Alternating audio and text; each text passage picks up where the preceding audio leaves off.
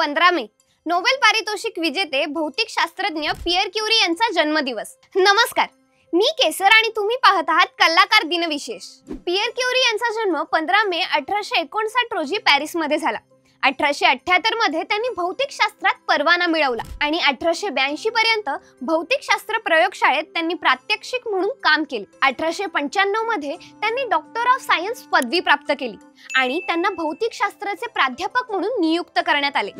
1900 मध्ये त्यांना विज्ञान विद्याशाखेत प्राध्यापक म्हणून पदोन्नती देण्यात आली आणि 1904 मध्ये ते टायट्युलर प्रोफेसर झाले। क्रिस्टलोग्राफीवरील त्यांच्या सुरुवातीच्या अभ्यासात त्यांचा भाऊ जॅक यांच्यासह क्युरी यांनी पायझोइलेक्ट्रिक प्रभाव शोधून काढले। नंतर त्यांनी काही भौतिक घटनांबद्दल सममितीचे सिद्धांत पुढे आणले आणि चुंबकत्वाकडे लक्ष वळवले।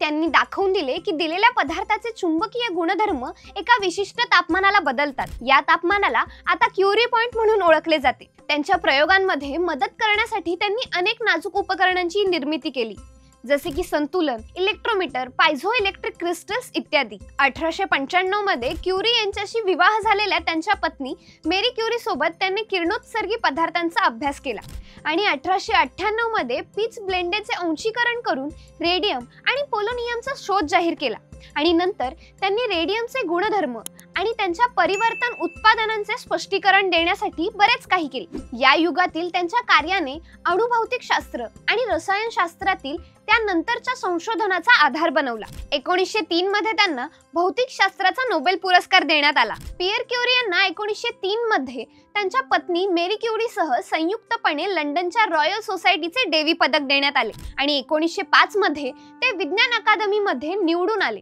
तसेच त्यांना 1935 मध्ये रसायनशास्त्रासाठी संयुक्तपणे नोबेल पारितोषिक मिळाले। कशी वाटली ही विशेष माहिती हे आम्हाला कमेंट करून नक्की सांगा। व्हिडिओ लाईक करा, जास्तीत जास्त लोकांसोबत शेअर करा। आपल्या कलाकार या YouTube चॅनलला नक्की सबस्क्राइब करा। Instagram, Facebook पेजला फॉलो करा आणि बघत रहा कलाकार दिनविशेष।